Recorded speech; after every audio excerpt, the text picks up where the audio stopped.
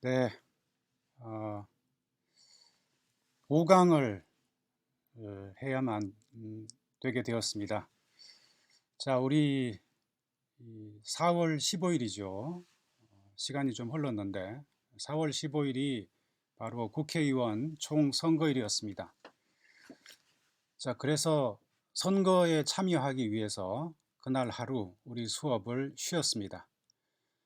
그런데 학교 방침이 단 1시간이라도 그 1시간이 공식적인 법정 공휴일이라 하더라도 휴강을 하게 되면 반드시 보강을 하도록 그렇게 방침이 내려왔습니다. 그래서 우리가 뭐 그 학교 방침을 거부할 수는 없잖아요. 그래서 보강을 이 시간을 빌어서 온라인으로 대신하도록 하겠습니다. 사실 내가 여러분들 만날 때, 즉 학교 다닐 때, 대학 다닐 때 휴강은 뭐 밥 먹듯이 했습니다. 뭐 공식적으로 법정 공휴일에 휴강하는 것은 그거는 당연한 것이고요. 그리고 또 뭐 특별한 일이 있을 때, 뭐 축제라든지 대학 축제라든지 그럴 때도 반드시 휴강을 했었고, 또 데모가 심하게 학내에서 일어나거나 하면은 뭐 휴강이 비일비재하게 일어났었죠. 그래서 한 학기 수업 중에 뭐 한 3분의 1 정도는 수업을 제대로 못하고 그렇게 휴강이 이루어졌던 그런 기억이 있습니다. 그런데 그 그때는 휴강을 하더라도 보강이 없었습니다. 보강이라고 하는 것 개념 자체가 사실은 없었죠. 그래서 휴강을 하더라도 보강을 하지 않고 학생들이 자체적으로 공부를 해서 부족한 것을 메꾸고 그렇게 했었습니다. 그런데 요즘 학생들은 옛날만큼 그렇게 자발적으로 공부하고 하는 그런 습관이 안 들어있는지는 모르겠는데, 물론 그렇지는 않겠죠. 그렇지는 않겠지만 하여튼 학교 방침도 그렇고 또 시대 분위기도 옛날과는 달리 휴강을 하면은 반드시 보강을 해야만 되는 것으로, 심지어 법정 공휴일임에도 불구하고 그렇게 되어 있습니다. 그래서 어쩔 수 없이 보강을 실시를 하지 않을 수 없게 됐습니다. 자, 그 교수, 대학에서 학생들을 가르치는 교수가 뭐냐, 이것에 대해서 뭐 여러 가지 의견이 있을 수가 있는데 그 생각이 나더라고요. 그 모던 타임즈라고 하는 영화가 있습니다. 찰리 채플린이 주연을 한, 찰리 채플린이 뭐 사실상 주연뿐만 아니라 그 영화를 감독도 하고 제작도 하고 다 만들었죠. 그 찰리 채플린의 모던 타임스라는 영화를 보면 그 자동차 조립 공장에 찰리 채플린이 노동자로서 일을 하는 그런 장면이 나옵니다. 마치 하나의 기계 부품인 것처럼 그렇게 취급이 되어서 하루 종일 그 나사만 돌려서 나사만 조우는 그런 일을 하는 그런 장면이 나옵니다. 그리고 또 기계 부품 사이에 이 찰리 채플린의 몸이 이렇게 비틀려서 이 톱니바퀴 사이로 들어갔다 나왔다 하는 그런 장면들이 풍자적으로 묘사가 되고 있습니다. 자, 오늘날의 교수가 뭐냐? 요즘 보니까 자동차 조립 공장에 일개 부품을 조립하는 나사를 돌려서 조우는 그런 일개 노동자의 지위로 전락해 가고 있지 않느냐. 교수의 지위가 그런 식으로 취급이 되고 있는 그런 사회입니다. 그래서 수업도 재량껏 휴강을 할 수가 없고 단 1시간 휴강을 하더라도 이것을 반드시 보충을 해야 되고 하는 뭐 이런 시대에 살고 있습니다. 뭐 시대가 바뀌었으면 그런 바뀐 시대에 적응을 해야 되겠죠. 자, 그래서 이제 보강을 실시를 하기로 마음을 먹었습니다. 수능을 해야죠. 뭐 잘못된 걸 지시하는 것도 아니고 부정의한 것을 요구하는 것도 아니니까 보강을 하도록 하겠습니다. 보강 시간은 약 40분 정도 그렇게 하는 것으로 하겠습니다. 자, 어떤 거를 보강할까? 지금 정상적인 수업, 우리 온라인 수업 계속하고 있습니다만은 정상적인 수업에서 진도가 계속 진행되고 있는데 그 진행되는 진도를 이 보강 시간에 하나 중간에 불쑥 끼워 넣어서 진도를 나간다라고 하는 것은 뭔가 좀 안 맞는 것 같아서 그 수업의 그 흐름에 맥을 끊는 뭐 그런 듯한 느낌이 있어서 우리가 이제 정상적으로 수업 시간에 행해 나가는 그런 진도와는 상관없이 별개의 주제를 가지고서 이번 보강 시간을 꾸며볼까 합니다. 네, 그게 뭐냐? 무슨 주제로 할 것이냐 생각을 하다가 법원과 사법작용에 대해서 가장 기초적인 내용을 여러분들한테 알려주는 그런 시간으로 보강을 대신할까 하는 그런 생각을 하게 됐습니다. 자, 그래서 이번 보강 시간에는 법원이 어떻게 조직되어 있고 어떻게 작동을 하는지, 재판이 어떻게 이루어지는지 뭐 그런 내용을 가지고서 수업을 진행해 보도록 하겠습니다. 자, 그래서 이제 사법작용이 이번 시간의 주제가 되겠습니다. 자, 여러분들 사법이라는 말 많이 듣죠? 뭐 입법부, 행정부, 사법부 뭐 이렇게 우리나라 정부가 권력 분립, 삼권 분립이 이루어져 있는데 그 삼권 분립의 세 번째 축이 바로 사법부입니다. 그 사법부 할 때 바로 사법이라는 이 용어가 사용이 되고 있습니다. 사법이라는 게 무슨 말입니까, 여러분들? 사법. 사법은 아니죠. 우리 수업 시간에 얘기했듯이 공법, 사법, 사회법 할 때 그 사법, 그러니까 private law, 영어로 하면은 private law로서의 사법, 이때는 법자를 법이라고 경험으로 발음을 해야 됩니다. 사법을 의미하는 것은 아니에요. 사법작용할 때 이 사법은 발음부터가 다르죠. 한글로 써놓으면 둘 다 사자에 법자 이렇게 쓰지만은 발음이 사법, 법자를 세게 발음하지 않습니다. 자, 이 사법은 무슨 뜻이냐? 무슨 뜻이에요? 한자로 이렇게 쓰죠. 한자로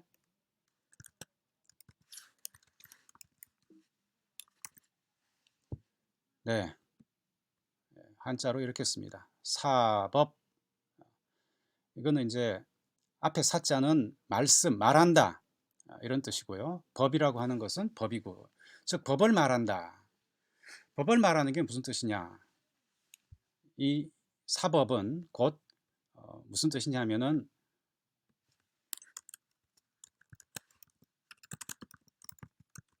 재판이라는 뜻이에요. 재판. 사법 이퀄 재판입니다.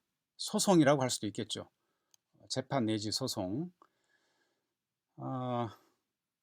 사법이라고 해서 뭐 아주 뭐 어떤 특별한 그럴듯한 뭐 그런 뜻이 담겨 있는 게 아니라 그냥 재판한다 이런 말이에요. 재판을 하면은 판사가 맨 끝에 판결을 선고하게 되죠.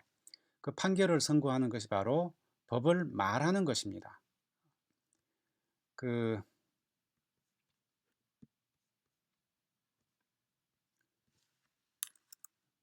라틴어로 영어로 쓸까요?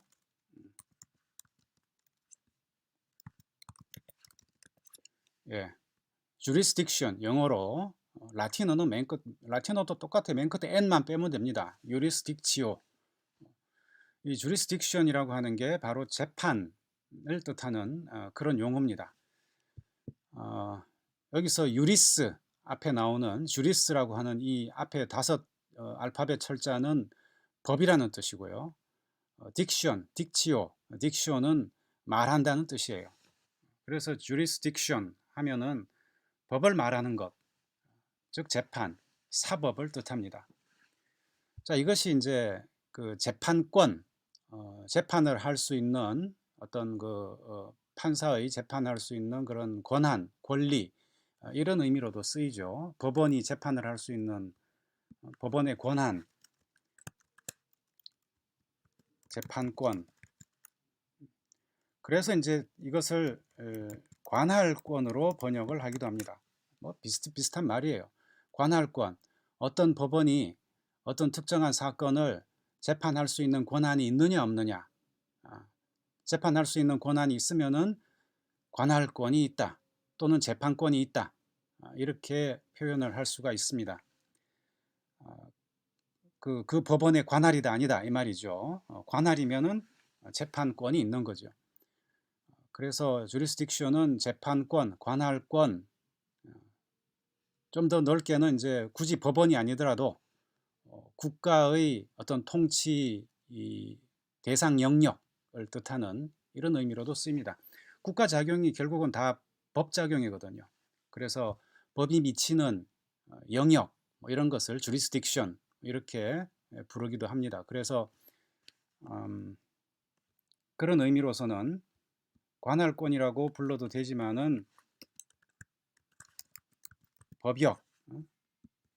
법역이라고 번역을 해도 상관이 없습니다. 법의 영역이라면 법이 작동하는, 법이 영향을 미치는 영역.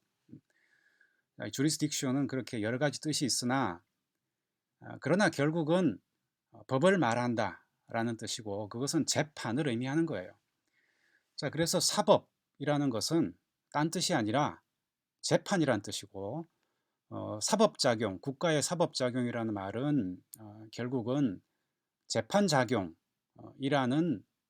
뜻을 가지고 있습니다. 자, 바로 그 재판작용, 우리 대한민국이라는 국가의 재판작용에 대해서 이번 시간에 살펴보는 것으로 보강을 대신하고자 하는 것이죠. 자, 우선 이제 본격적으로 들어가기 전에 법치주의와 민주주의에 대해서 아주 간략하게만 얘기를 하면은, 사법, 재판, 그리고 법원, 뭐 법관, 판사와 밀접하게 관련되는 재판과 관련해서, 법원과 관련해서 가장 중요한 이념이 무엇이냐라고 이렇게 묻는다면 아마 뭐 10이면 10, 100이면 100, 법치주의, 법에 따라서 법이 통치하는 그런 사회를 이루는 것, 이것을 이념으로 삼는다라고 생각하고, 그게 바로 법치주의죠. 재판도 법에 따라서 이루어져야 되지, 법을 넘어서서 불법적으로 그렇게 재판을 하면 안 되겠죠. 엄격히 법에 따라서 재판이 이루어지는 것, 더 나아가서 국가의 모든 작용, 행정작용을 비롯해서 모든 국가작용이 법에 따라서 통치되는 것, 이것은 이제 법치주의라고 합니다.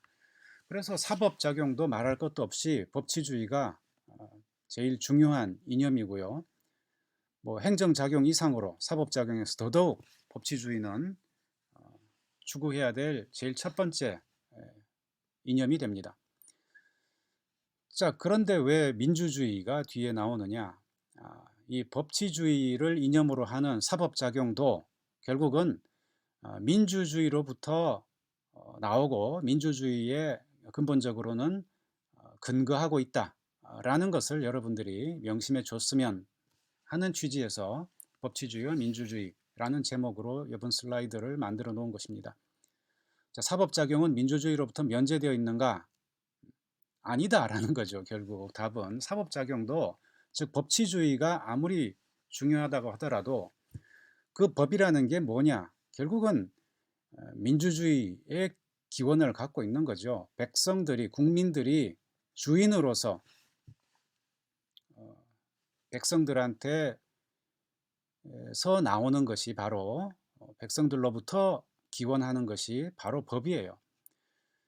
그래서 이 재판, 사법 이것도 민주주의에 궁극적으로는 기초하고 있다. 이렇게 얘기를 할 수가 있습니다. 자, 우리 헌법 제1조 2항에 여러분들 아시다시피 이런 조문이 있죠. 대한민국의 주권은 국민에게 있고 모든 권력은 국민으로부터 나온다. 그 유명한 국민 주권주의를 선언하고 있는 헌법 조문입니다. 자, 모든 권력은 국민으로부터 나온다. 이때 이 모든 권력, 바로 국가 권력을 뜻하는 건데요. 국가 권력에는 뭐 여러 가지가 있죠. 입법 권력도 있고 행정 권력도 있고 사법 권력도 있습니다. 그러니까 사법 권력, 재판을 하는 국가의 권력도 국민으로부터 나온다라는 뜻이에요. 그러니까 여기서 모든 권력이라고 하는 것은 사법 권력, 사법 작용까지 다 포함하는 그런 의미를 갖고 있습니다. 자, 그래서 결국은 이 헌법 조문으로부터 우리는 사법 작용도 민주주의에 근거하고 있다. 민주주의가 결국은 모든 국가 권력의 원천이다. 라는 것을 우리 헌법이 명문으로 선언을 하고 있는 거죠. 그래서 법치주의가 아무리 강조되는 이 사법이라고 할지라도 결국은 민주주의를 위한 국가작용에 지나지 않는다라는 거예요. 법치주의와 민주주의, 물론 법치주의 소중하죠. 그러나 아주 예외적인 상황, 아주 그 극단적인 상황에 만약에 법치주의와 민주주의가 충돌해서 도저히 화해할 수 없는 지경에 이르렀다면 그럴 때에는 법치주의가 민주주의에 양보를 할 수밖에 없는 겁니다. 뭐 거의 혁명적인 상황이죠. 그런 상황이 일상적으로 있는 건 물론 아니고요. 아주 예외적으로 혁명에 가까운 그런 상황이 오게 되면 법치주의는 민주주의에 양보할 수밖에 없습니다. 그게 현실이에요. 역사상의 역사적 그런 사례들을 봐도 그렇게 될 수밖에 없는 거죠. 자, 그렇다면은 민주주의를 외면한 일상적 사법작용이라고 할지라도 폐쇄적으로 이루어진다면 민주주의를 외면하고 폐쇄적으로 이루어져서 오로지 그 일부의 법률가들, 판사들, 법관들만을 위한 그런 사법작용이 행해진다면은 이것은 이제 민주적 헌정, 민주주의 원리에 반하는 결과를 가져오게 될 것입니다. 자, 그리고 이렇게 이제 모든 권력의 원천, 사법작용도 마찬가지고 민주주의에 기초하고 있다고 본다면은 법관이라고 하는 것도 결국은 일종의 국민의 대표단 말이에요. 여러분들이 그 입법부, 국회의원, 국민의 대표를 뽑는다라고 하죠. 국회의원 선거할 때 대통령도 또 행정부의 수반이자 국가의 최고 지위에 있는 국가 수반인 대통령도 또 다른 한편으로 또 다른 국민의 대표가 됩니다. 오늘날 우리나라에서는 직접 선거를 통해서 대통령을 선출하죠. 그래서 국민의 대표임이 말할 것도 없이 당연히 인정이 됩니다. 그런데 사법부를 구성하는 법관, 법원에서 재판을 담당하는 법관은 국민들이 선거에 의해서 선출하지 않습니다. 법관을 선거에 의해서 선출하는 그런 일부 지역도 미국에 있어요. 미국에 보면 법관을 선거로 선출한다든지 또는 이미 법관으로 몇 년 동안 잘 임무를 수행해 온 사람을 선거에서 그 주민들이 반대표를 던지면은 자리에서 물러나게 만든다든지 하는 이런 제도를 가지고 있는 나라들이 또는 미국의 일부 주들이 있습니다. 그러나 적어도 우리나라에서는 법관은 국민의 선출에 의해서 직접 선거에 의해서 뽑히는 그런 자리가 아니죠. 현재 우리나라는 모든 법관은 아니고요. 대법관 제외하고 나머지 모든 법관, 대법원의 대법관 제외하고 나머지 모든 일반 법관은 대법원장이 임명을 합니다. 대법원장이. 참 희한한 제도예요. 세계적으로 참 유례를 찾기 힘든 그런 제도인데, 그리고 대법원장은 누가 임명하느냐? 바로 대통령이 임명합니다. 물론 이제 국회의 동의를 받아서, 그러니까 국회와 대통령이 협업을 통해서 대법원장과 대법관을 임명한다, 그렇게 보시면 되고요. 나머지 일반 법관들은 대법원장과 이제 대법관들이 또 협업을 통해서 일반 법관들을 임명한다, 그렇게 보시면 됩니다. 자, 그래서 법관은 국민들이 직접 자기 손으로 선출하는 그런 자리가 아니에요. 그렇다 할지라도 간접적으로는 국민의 대표로서의 성격을 가지고 있는 것이죠. 왜 그 공무원도 결국은 국민의 대표죠. 뭐 장관이라든지 뭐 이런 행정부처의 공무원들도 국민의 대표로서 원래 국민들이 직접 그 통치작용을 직접 할 수도 있는 겁니다. 헌법에 따라서는 직접민주제를 그런 식으로 할 수 있죠. 그러나 이렇게 대한민국처럼 규모가 큰, 인구가 5천만이나 되는 이런 나라에서는 그것이 사실상 불가능하기 때문에, 옛날 그리스, 아테네 같은 이런 옛날 고대 그리스의 도시국가에서는 시민들이 직접 모든 국정을 운영을 했습니다.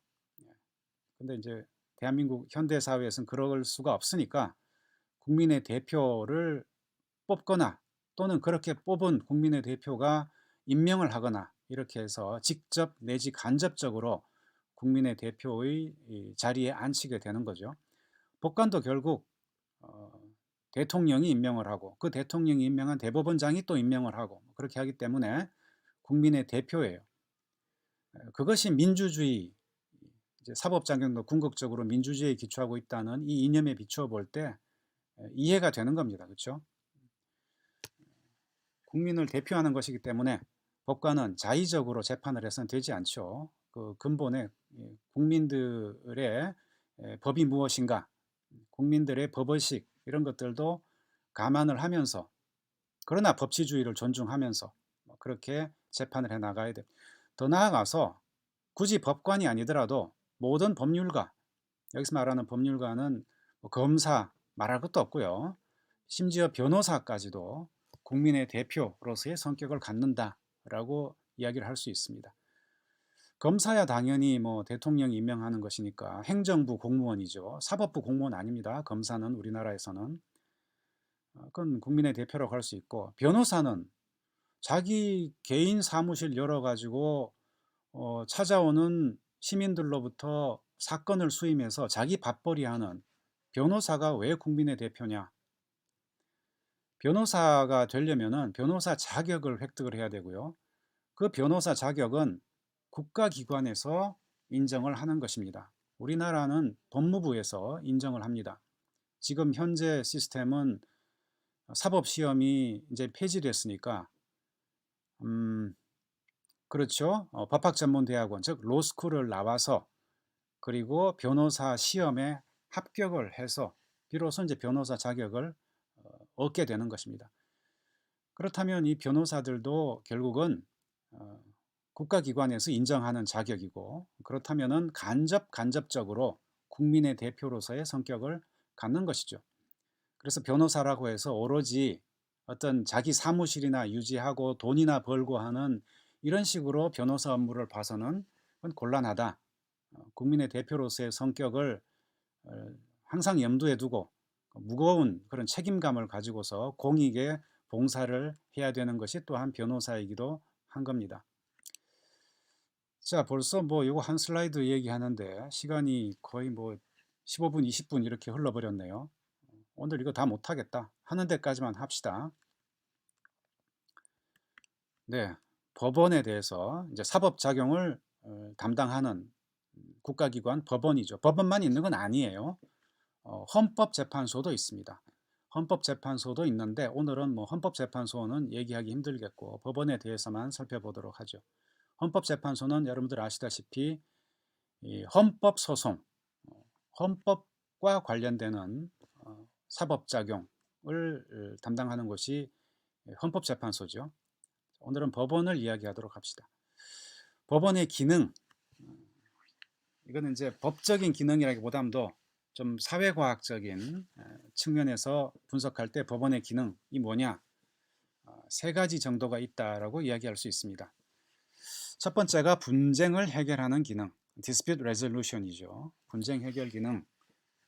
살다 보면 사회에서는 분쟁, 즉 사람들 사이에 다툼이 생깁니다.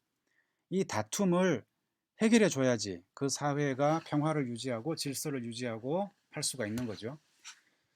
그래서 이제 뭐 남의 돈 빌려줬다가 돈을 안 갚아서 돈을 떼이는 사람들, 이런 사람들 소송 제기해서 강제 집행해서 돈을 돌려받고 뭐 이런 거, 그런 것이 분쟁 해결 기능이에요. 주로 이제 민사소송, 형사소송 말고 민사소송과 관련되는 법원의 기능이 바로 분쟁 해결 기능이다. 그렇게 얘기할 수 있습니다. 그 다음에 이제 사회통제 기능인데, 소셜 컨트롤, 좀 말이 좀 어렵습니다. 사회통제라고 하는 것은 사회의 구성원들이 어떻게 행동하는 것이 바람직한가라는 것에 대해서 사회 구성원들에게 어떤 기준을 제시해 주는 그런 기능이죠. 이렇게 행동하면은 안 돼. 이렇게 행동하면 범죄를 저지르는 게 되니까 이렇게 행동하면 안 돼. 처벌받아. 이런 것을 이제 법원이 어떤 일정한 기준을 제시해 주게 됩니다. 물론 이제 이것은 말할 것도 없이 주로 100%는 아니지만 주로 형사재판, 범죄자를 형사재판을 통해서 처벌하잖아요. 그 형사재판을 통해서 이루어지는 법원의 기능을 주로 이제 사회통제 기능이다. 그렇게 얘기할 수 있습니다.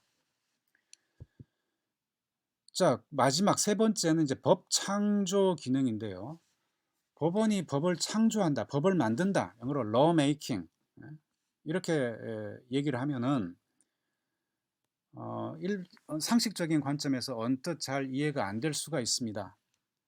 그러나 법원도 법을 사실상 만듭니다. 물론 이제 그것은 뭘 통해서 하느냐면은 판결을 통해서, 즉 판례를 형성함으로써. 판례라고 하는 것은 여러분들 아직까지 공부를 안 했나 모르겠는데, 판례라는 것도 일종의 법으로서 그렇게 사실상 인정을 받습니다. 그걸 판례법이라고 하는데요. 법원의 판결이 비슷한 판결들이 누적적으로 쌓이게 되면 그것이 하나의 법이 되는 겁니다. 물론 법원의 판결은 국회가 만들어 놓은 법률의 테두리 속에서만 이루어져야 되죠. 법원이 국회가 만든 법률을 넘어서서 법률에 어긋나는 이런 판결을 내리면은 원칙적으로는 안 되는 겁니다. 자, 그래서 이제 그 테두리 속에서 법원이 판결을 하는데, 국회가 만들어 놓은 법률은 아주 일반적인 사항만 추상적으로 정해 놓았기 때문에 구체적인 어떤 개별적 상황에서 그 법률이 어떤 의미를 가져야 되고 어떤 기준으로 해석돼야 되는지라는 것에 대해서는 법원이 이것을 판결로서 정하게 되는 것이죠. 그렇게 해서 형성되는 것이 바로 판례법이고요. 그래서 이런 판례를 형성함으로써 법원은 법을 창조하는, 물론 이제 그 법률의 틀 속에서, 틀 안에서 법을 부분적으로는 창조하는 이런 기능을 하게 되는 겁니다. 이게 법 창조 기능이라고 할 수 있죠. 세 번째 기능. 따지고 보면 국회는 법률을 만들고 그렇게 국회가 만들어 놓은 법률을 법원은 해석만 한다, 적용만 한다, 그렇게 보는 것은 사실은 좀 좁은 시각이에요. 사회과학적으로 보면. 왜냐하면 국회가 법률을 만드는 것, 즉 입법도, 국회의 입법도 일종의 법 해석이에요. 어떤 법의 해석이냐? 헌법의 해석이에요. 법원만 법을 해석하는 게 아닙니다. 국회도 법을 해석합니다. 다만 법원은 헌법과 법률 등을 해석하지만 국회는 헌법을 해석합니다. 국회가 입법을 하는 것은 바로 헌법을 해석함으로써 그것을 구체화하는 거죠. 헌법을 구체화하는 겁니다. 헌법의 테두리를 벗어나서 국회가 법률을 만들 수는 없습니다. 만약 그런 일이 발생하면은 헌법재판소가 개입을 해서 국회가 만든 법률에 대해서 위헌 무효를 선언하게 되죠. 그러면 그 법률은 없던 게 됩니다. 자, 그래서 국회의 입법 작용도 결국은 일종의 법 해석이에요. 다만 헌법의 해석인 거죠.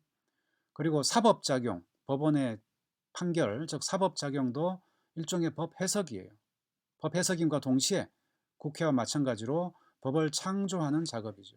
국회도 법을 창조함과 동시에 법을 해석하고, 법원도 법을 해석함과 동시에 법을 창조합니다. 정도의 차이, 범위의 차이일 뿐이지 국회나 법원이나 법적인 관점에서는 사실 하는 일이 비슷해요. 국회가 하는 그 영역이, 범위가 좀 더 크다 뿐이죠. 재량이 더 크다 뿐이죠. 자, 법원의 기능을 살펴봤으니까 좀 더 그다음에 이제 재판을 받을 권리에 대해서 얘기를 해보도록 합시다. 자, 헌법 제27조에 모든 국민은 헌법과 법률이 정한 법관에 의하여 법률에 정한 재판을 받을 권리를 갖는다. 모든 국민은 신속한 재판을 받을 권리를 갖는다. 이렇게 규정하고 있습니다. 자, 그래서 모든 국민은 법원에다가 소송을 제기할 수 있는 거죠. 그리고 그렇게 제기된 소송은 우리 현행 헌법상, 육공화국 헌법상 법관이 재판을 담당을 해야 됩니다. 법관이. 자, 그리고 이제 후단은 신속한 재판을 받을 수 있는 이런 권리를 규정을 하고 있고요. 자, 법관에 의한 재판. 이것이 우리 법에 명시적으로, 우리 헌법에 명시적으로 규정이 되어 있기 때문에 국민참여재판과 관련해서 문제가 발생할 수 있습니다. 여러분들 아시죠? 국민참여재판. 형사소송 중에 일부 중요한 소송 재판은 국민참여재판으로 진행이 됩니다. 이 국민참여재판은 일반 시민이 그 사건의 배심원으로 참여해서 어떤 결정에 관여를 하게 되죠.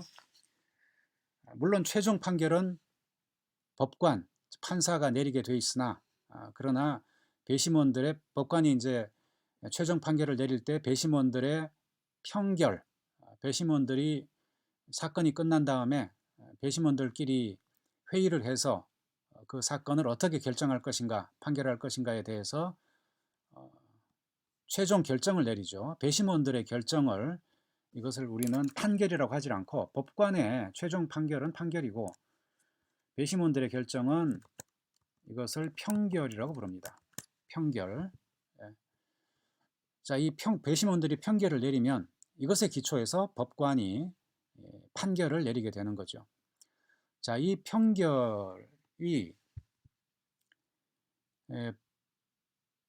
법관의 판결에 대해서 구속력을 현행 우리 국민참여재판에 관한 제도상 기속력이나 구속력이나 뭐 같은 말인데요. 기속력을 가지고 있지 않습니다. 가지고 있지 않아요. 그러니까 법관은 배심원들의 판결 결과와 상반되는, 어긋나는 판결을 내릴 수 있다는 거죠. 기속력이 없단 말이에요. 배심원의 판결이. 현행 우리 국민참여재판법이 그런 식으로 규정을 해놓고 있습니다. 왜 그랬느냐 하면은 바로 이 헌법 조문 때문에 그래요. 이거 헌법 개정되면 이것도 고쳐야 될 것 같은데, 개정돼야 될 조문인 것 같은데, 법관에 의한 재판을 받을 권리가 모든 국민에게 있습니다. 자, 그렇다면은 배심원들의 판결이 만약에 기속력을 갖게 되면 판사는 배심원들의 판결 그대로 그 판결을 내려야 된단 말이죠. 그러면 결국은 어떻게 됩니까? 배심원들이 그 사건의 재판을 담당하는 이런 결과가 되는 거죠. 그러면은 배심원은 법관이 아니란 말이에요. 왜냐하면 법관이 되기 위한 그런 어떤 자격이나 이런 요건들을 갖추지 못했기 때문에 배심원은 법관이 아닌 게 확실합니다. 그런데 이제 배심원이 사실상 그 재판을 좌우하게 되면 법관에 의한 재판을 받을 권리라고 하는 헌법 제27조 상의 권리가 침해된다. 이렇게 생각을 했기 때문에 국민참여재판법을 만들 때 배심원 판결에 기속력을 부여하지 않은 거죠. 그러나 사실 우리나라 국민참여재판은요, 강제로 배심 재판을 강제로 강요하는 게 아닙니다. 피고인이 나는 배심 재판 받겠다라고 이렇게 신청을 해야만 비로소 이제 배심 재판이 이루어지는 거죠. 피고인은 나 배심 재판 받기 싫어. 나는 그냥 전문 법관에 의한 재판 받을래 하면은 배심 재판이 이루어지지 않습니다. 자, 그렇게 본다면은 그 피고인이 스스로 배심 재판을 선택해야만 배심 재판, 국민 참여 재판이 이루어지기 때문에 그렇게 피고인이 선택했다는 것은 헌법 제27조가 보장하고 있는 이 법관에 의한 재판을 받을 권리를 자발적으로 포기했단 말이 되겠죠. 자발적으로 권리는 포기할 수 있습니다. 그러면 헌법 위반이라는 문제가 발생하지 않죠. 자, 그럼에도 불구하고 이 국민참여재판법을 만드는 그 입법자들이 이 조항 때문에라고 하면은 이것은 좀 과장이죠. 사실은 법원의 판사들, 법관들의 눈치를 본 거죠. 법관들이 반대하니까 배심원 판결에 대해서 기속력을 부여하는 것은 그래서 그렇게 그 입법을 한 것인데, 그러나 어쨌든 형식 논리적으로는 이 법관의 재판을 받을 권리라고 하는 이 문제 때문에 배심원 판결에 기속력을 인정을 하지 않은 것입니다. 자, 뭐 시간이 뭐 없네. 벌써 이제 10분밖에 안 남았어요. 뭐 하는 데까지만 합시다. 뭐 어차피 보강이니까요. 이거 정규적인 어떤 그 수업 진도와는 별도로 하는 것이니까 뭐 그렇게 부담 가지지 말고 40분만 하면 되거든요. 우리 그래서 10분 정도만 더 하고 우리 보강을 끝내도록 합시다. 다 얘기 못 하더라도 준비해 온 거. 자, 그다음 사법권의 독립.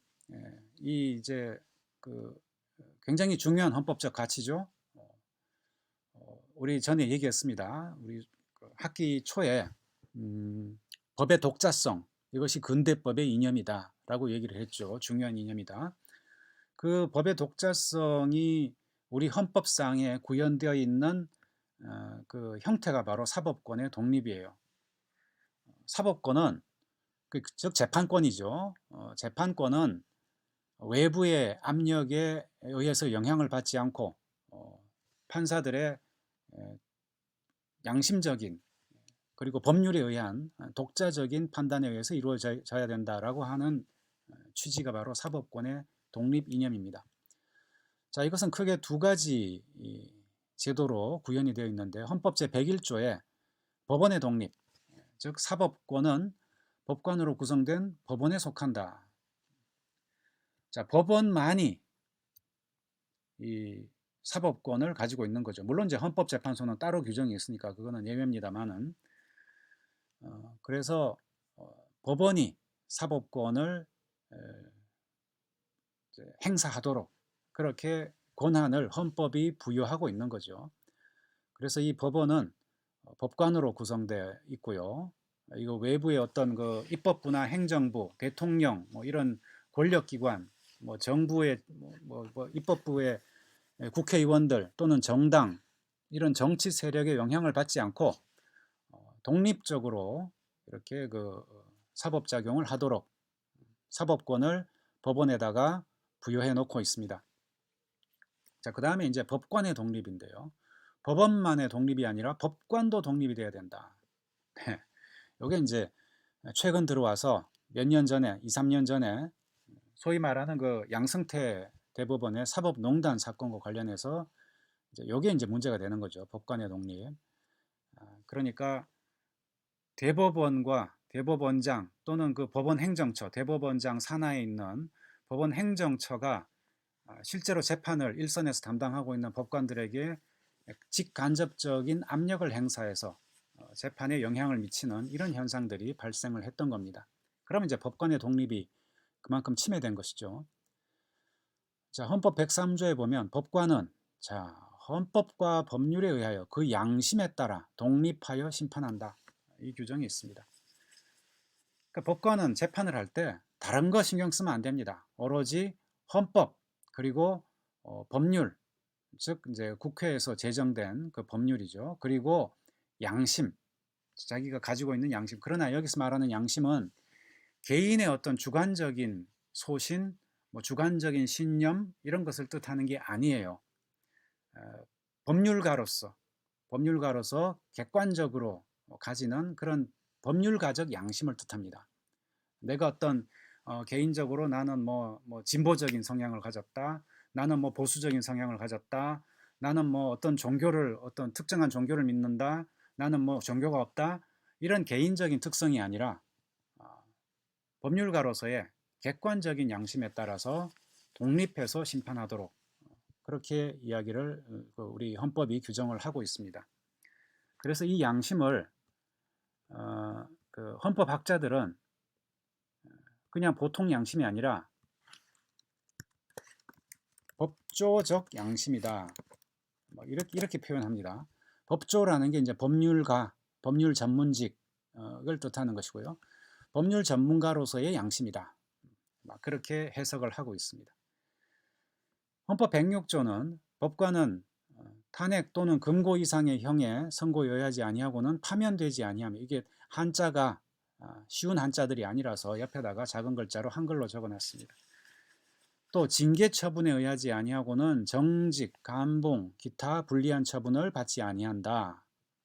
자, 이게 바로 그 유명한 법관의 신분 보장, 법관의 신분을 보장하고 있는 우리 헌법 조문입니다. 자, 일반 공무원은요, 징계 처분에 의해서도 파면을 받기도 합니다. 경우에 따라서 그렇죠. 또 나가 하면은 쫓겨나는 거죠. 일반 직업 공무원도 물론 그렇게 함부로 막 할 수는 없습니다. 법에 따라서. 그런데 법관은 공무원은 공무원인데 일반 공무원과는 달리 아주 강력한 그 신분 보호를 받습니다. 법관을 파면하려면 탄핵밖에 방법이 없어. 또는 이제 금고 이상의 유죄 판결을 받아야만 파면이 가능한 거예요. 자, 법관직에서 쫓아내려면은 탄핵은 여러분들 아시죠? 국회에서 탄핵 소추를 해가지고 헌법재판소에서 탄핵 심판을 합니다. 그 헌법재판소에서 그 탄핵 소추가 인용이 되면 받아들여지면은 탄핵 결정이 헌법재판소에서 내려지고 그러면 이제 그 법관은 탄핵이 되는 거예요. 자, 이렇게 탄핵이 되거나 아니면은 금고 이상의 유죄 판결, 형의 선고니까 금고 이상이니까 감옥에 갇히는 거예요. 금고, 징역 뭐 이런 거 여기서 상세하게 얘기할 시간이 없습니다. 그래서 이렇게 그 아주 강력한 이 두 가지 사유에 의하지 아니하고는 판사를 그 자리에서 내쫓을 수가 없습니다. 그리고 이제 후단은 징계 처분에 의해서 할 수 있는 것은 정직, 감봉 등의 불리한 처분이죠. 징계 처분 가지고 파면을 못해요. 해임도 못합니다. 자, 이렇게 강력하게 법관의 신분을 보장하고 있는 것은 그만큼 이 법관의 독립, 헌법과 법률에 의해서 양심에 따라서 독립해서 심판해라. 외부의 영향을 받지 않고 외부 압력에 굴하지 않고 너 소신껏 법조적 소신에 따라서 독립해서 재판해라 라는 취지로 이것을 보장하기 위해서 강력한 신분 보장을 해주고 있습니다. 이렇게 강력한 신분 보장을 받는 공무원은 법관밖에 없습니다. 검사도 이 정도 못 돼요. 자, 어쨌든 이렇게 사법권의 독립이라고 하는 그 제도를 우리 헌법이 구현하고 있는 이유는 사법권 독립 그 자체가 문제가 아니고요. 바로 재판의 독립이다. 법원의 독립 그 자체가 문제가 아니고 법관의 독립 그 자체가 문제가 아니고 재판을 독립해서 하도록 외부의 영향력에 굴복하지 아니하고 독립해서 재판을 하도록 하기 위한 그 궁극적인 목적이 있다라는 거죠. 그래서 사법권의 독립은 곧 궁극적으로는 재판의 독립이다. 이걸 여러분들이 명심을 했으면 합니다. 법관의 독립, 법원의 독립은 재판의 독립을 위한 하나의 수단에 지나지 않는다. 자, 그렇게 아시면 되겠고요. 이렇게 재판의 독립을 강하게 해주고 있는 궁극적인 이유는 소수자 보호겠죠. 외부의 압력이라고 하는 것은 예컨대 대통령이 압력을 행사했다. 그 대통령은 국민 다수가 선출한, 그렇죠? 민주적 선거에 의해서 뽑힌 대통령이에요. 그런데도 대통령이 법원의 재판에 함부로 관여할 수 없도록 만들어 놓은 것은 다수의 뜻이 아닌, 다수의 뜻에 의해서 재판이 좌지우지되지 않는 여론의 동향에 의해서 재판이 좌지우지되지 않도록 결국 그렇게 함으로써 소수자를 보호하기 위한 것이죠. 소수자, 약자, 소수자를 보호하기 위한 것에 어떤 기본 그 배경이 깔려 있다. 뭐 그렇게 이해를 할 수가 있겠습니다. 자, 뭐 이렇게 법관은 이제 세 종류가 있고요. 뭐 시간이 없어서 이 슬라이드만 설명을 하고 끝내도록 하겠습니다. 불만족스럽지만 그렇게 보강은 시간만 채우면 되는 거죠. 네. 법관은 세 종류밖에 없어요. 대법원장, 대법관, 법관. 대법원장은 국회 동의를 얻어서 대통령이 임명하고 임기 6년, 한 번밖에 못합니다. 중임 불가. 대법관은 대법원장 제청으로 국회 동의를 얻어서 대통령 임명하고 임기 6년. 이 대법관의 경우는 연임이 가능하지만 최근 우리나라에서 대법관 연임하는 경우가 없었습니다. 그래서 연임은 사실상 거의 안 된다. 관행상 그렇다는 거죠. 그리고 이제 일반 법관, 대법원장 대법관이 아닌 나머지 모든 법관들은 일반 법관이에요. 이 법관들 사이에는 적어도 법적으로는 어떤 상하, 하이라키, 위계관계, 누가 위고 누가 아래고 그런 거 없습니다. 모든 법관은 평등해요. 사실상 그러나 법관들 사이에 뭐 부장판사, 뭐 배석판사, 뭐 고등법원 부장 뭐 이런 게 과거에 있어 왔죠. 그러나 법적으로는 모든 법관은 다 똑같다. 그걸 여러분들이 명심해야 됩니다. 대법관 회의는 바로 대법원장과 대법관들이 모여서 회의를 하는 거죠. 대법관 회의에 동의를 얻어서 대법원장이 임명을 하고 임기는 10년이고 연임이 가능합니다. 연임은 거의 99% 이루어집니다. 아주 예외적으로 연임이 거부되는 경우가 가끔가다 있는데 그럴 때마다 대체로 사회적으로 큰 이슈가 됩니다. 몇 년 전에 그 이명박 정부 시절인가요? 박근혜 정부 시절인가? 이렇게 연임이 거부되어서 법관직을 물러난 그런 분이 있었죠. 자, 임기가 10년 이렇게 우리 헌법이 규정하고 있는데 이제 외국과 같은 경우에 특히 미국과 같은 나라는 연방 판사들은 임기가 없어요. 심지어 정년퇴직도 없습니다. 정년퇴직도 없기 때문에 연방 법관들은 미국에 한 번 판사가 되면은 건강이 허락하는 한 늙어 죽을 때까지 판사를 할 수가 있습니다. 그만큼 강력하게 법관의 어떤 그 지위와 신분을 미국과 같은 나라에서는 보장을 하고 있죠.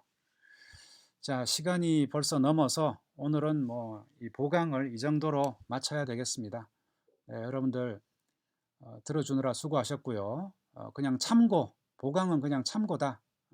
그 정도로만 생각하시고 오늘 수업한 거 너무 그렇게 비중 있게 생각하실 필요는 없습니다. 부담 가지지 마시고 가볍게 들어주셨으리라 믿습니다. 이것으로서 오늘 수업은 마치도록 하겠습니다. 수고하셨습니다.